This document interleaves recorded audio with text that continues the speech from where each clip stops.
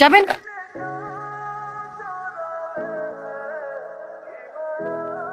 High খালি যাবেন? হ্যাঁ যাবো তো। কোথায় যাবেন? বিয়েবাড়ি ক্যাম্পাস। চলেন। কত? যা দিবেন তাই। না না না, আগে ক্লিয়ার করেন কত টাকা নেবেন, পরে আবার ঝামেলা করবেন। আমি ঝামেলার মানুষ না, আর ভাড়া কত ঠিক জানি না। আচ্ছা ঠিক আছে, পরে কিন্তু কোনো ঝামেলা করতে পারবেন না। এই ভাই এটা বামে রাখেন তো। ভাই আমি সবাইকে ফোন দিছি, সিয়ামকে ফোন দিছি, সবার নাম্বার বন্ধ, ব্যস্ত সবাই। এখন আমি কি করবো বল? আমি কেন খালি ফেলে নিয়ে যাবো? আমি তোদের সবসময় বিপদে আপদে পাশে ছিলাম না, আর আজকে তোর আমার সাথে এমন করলি। সমস্যা নাই, সময় দিন আমারও আসবে, আমিও দেখাই দিব।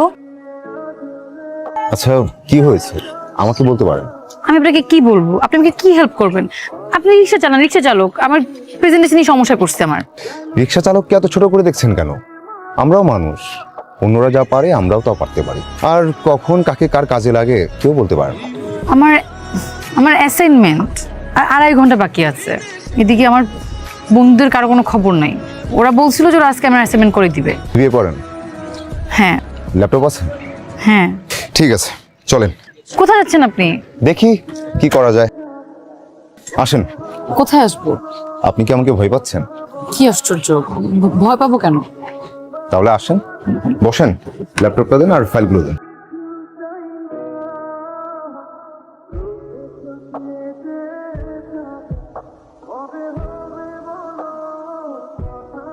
আপনি এখানে? ভালোই হলো আপনি এখানে পেয়ে গেলাম। আমি তো ভাবলাম আপনাকে আর খুঁজেই পাওয়া যাবে না থ্যাঙ্কস দেওয়ার জন্য। আপনি জানেন ক্লাসে সবাই অবাক হয়ে গেছে, স্যারও অবাক হয়ে গেছে। এত ভালো প্রেজেন্টেশন করলেন আপনি। আপনি তো একজন সুপারম্যান। আপনাকে আমার রিক্সা চালকও মনে হচ্ছে না। এই যে দেখেন আপনি কত সুন্দর করে কথা গুছিয়ে বলেন, আর এত সুন্দর করে আমার প্রেজেন্টেশনটা করে দিলেন। কিভাবে করলেন? এসব ভেবে অবাক হবেন, জীবন বাঁচানোর যুদ্ধে কত শিক্ষিত লোক রিক্সা নিয়ে রাস্তায় নেমে যায়। বলেন কত টাকা দিব আপনাকে? দেন যা দিবেন তাই। আচ্ছা আপনার ভাড়াটা কালকে দেই। কাল? কাল তো মনে হয় থাকবো না। আচ্ছা আপনি কোথায় থাকবেন বলেন, আমি নিজে গিয়ে দিয়ে আসবো। ভয় পাবেন না, আমি আপনার টাকা নিয়ে পালাবো না। আমি এই বিল্ডিং এ থাকি, আমি নিজেকে কালকে দিয়ে আসবো। বলেন। আচ্ছা ঠিক আছে, তাহলে আপনি কোথায় থাকবেন বলেন, আমি চলে আসবো। তাহলে কালকে আমাকে সকাল 10টায় ক্যাম্পাসে নিয়ে যাবেন, ঠিক আছে? সানিরা আসতে চাচ্ছিল।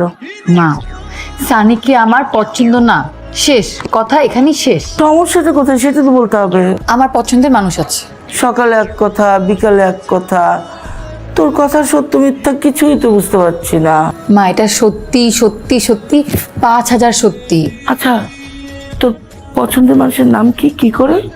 মা ও রিক্সা চালায়, ওর নাম জসিম বন। কি কি শুরু হলো আমার বাসায়? 5000 টাকা দাও তো। কালকে না 500 টাকা নিলি, আজ আবার 5000। প্রতিদিন কি একটা করে শূন্য বাড়বে নাকি? কালকে 500 টাকা এখনো আছে, আর আজকে টাকা নিচ্ছি একজনকে দিব তাই। তাছাড়া একটা কাজও আছে। ও মেয়ে নষ্ট করলা তুমি, আর সব দোষ আমার। তার নাকি আবার রিক্সাওয়ালা পছন্দ। খুব ভালো কথা। আগামী সপ্তাহের মধ্যে ওই ছেলেটাকে কোথাও ডাক, আমাদেরও কথাবার্তা বলতে হবে। আর দেখি তোর পছন্দের রিক্সাওয়ালার মধ্যে এমন কি আছে যা অন্য কোনো ছেলের মধ্যে নেই। চলে এসেছেন, আজকে আপনাকে নিয়ে সারা শহর ঘুরবো, আর আপনার সাথে কিছু জরুরি কথাও আছে। আমি রিক্সা বেশি সময় চালাতে পারি না, ওই পা ব্যথা করে, নতুন চালক তো তাই। আচ্ছা তাহলে রিক্সাটা পাতে অটো রিক্সা নেওয়া যায় না? না আমি তো অটো রিক্সা চালাতে পারি না। আচ্ছা ঠিক আছে, তাহলে আমরা কোথাও বসে কথা সেরে নিব, চলেন। আচ্ছা তাহলে আমাকে কি করতে হবে? কিচ্ছু করতে হবে না, আপনি শুধু আমার মা বাবাকে যে বলবেন আমাকে আপনার পছন্দ, কিন্তু আপনার বিয়ে করতে একটু সময় লাগবে। তারপর কি হবে? তারপর কি হবে সেটা আমি বুঝবো। তারপর কি সময় শেষ হলে আমাকে বিয়ে করবেন? কি বলেন আপনি এসব? এটা তো নাটক সাজাচ্ছি। আমি আপনাকে ভাড়া করতেছি, আর বলতে পারেন আমি আপনার থেকে হেল্প চাচ্ছি। আপনার বাবা মায়ের তো আমাকে পছন্দ নাও হতে পারে। আমি তো সেটাই চাচ্ছি, আপনাকে তাদের এমনিতেও পছন্দ হবে না। তারপর আমি কয়েকদিন আপসেট থাকবো, তারা আমাকে দেখে তারাও আপসেট থাকবে। এরপরে আমি বাবাকে বলবো আপনি আমাকে ধোকা দিয়েছেন, ছেলে জাতটাই খারাপ, পুরুষ মানুষ আমার চোখের বিষ। এভাবে কয়েকদিন নাটকের পর নাটক চলতে থাকবে, নাটকের পর নাটক চলতে থাকবে। বুদ্ধিটা কেমন? জঘন্য বুদ্ধিটা, তুই তো ভয়াবহ মেয়ে। মেয়েরা ভয়াবহই হয়। শালা কপাল রে মামার, তো রিক্সাওয়ালা তুই মায়া পড়ে ফেলবি, আর আমি সারাটা জীবন এটা কোল বালিশও পড়াইতে পারলাম না। পটাপটির কিছু না, মেয়েটা একটা বিপদে পড়েছে। ব্যাপারটা সত্যি হলে ভালোই হতো। মেয়েটি দেখতে কেমন? মেয়েটা দেখতে নক্ষত্রের মতো।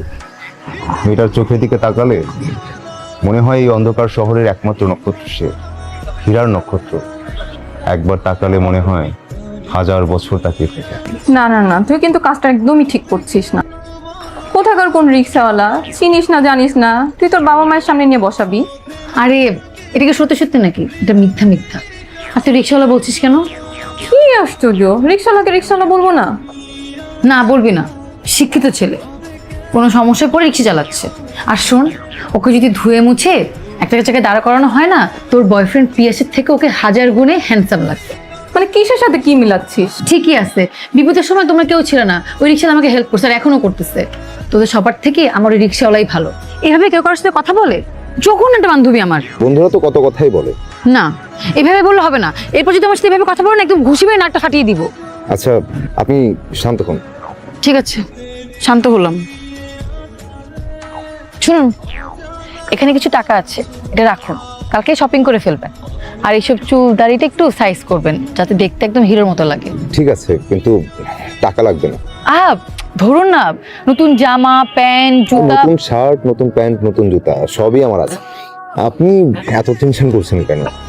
না না, তারপর রাখেন, পরে আপনি কি নাকি পরে চলে আসেন, পরে আমার মান সম্মানে লটস্পাই হয়ে যাবে।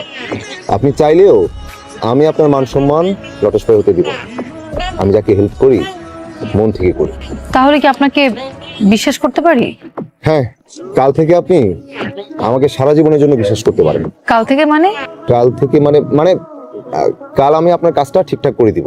আর শোনেন, যখন আমি বড়লোক হব তখন আপনার সাথে গিয়ে আপনার বান্ধবীর বয়ফ্রেন্ডকে আমি দেখে আসবো।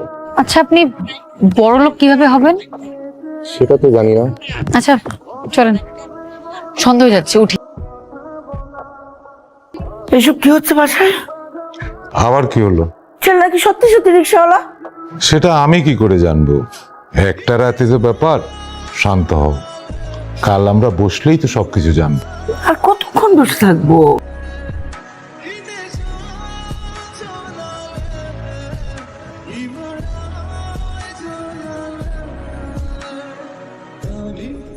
জামা কাপড় ঠিক আছে?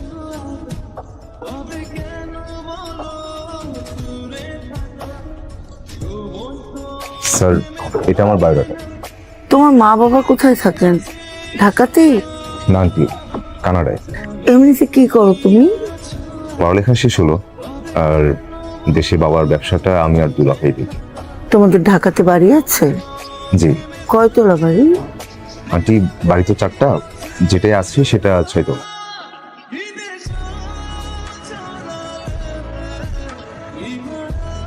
এমন চুপ হয়ে গেলেন কেন?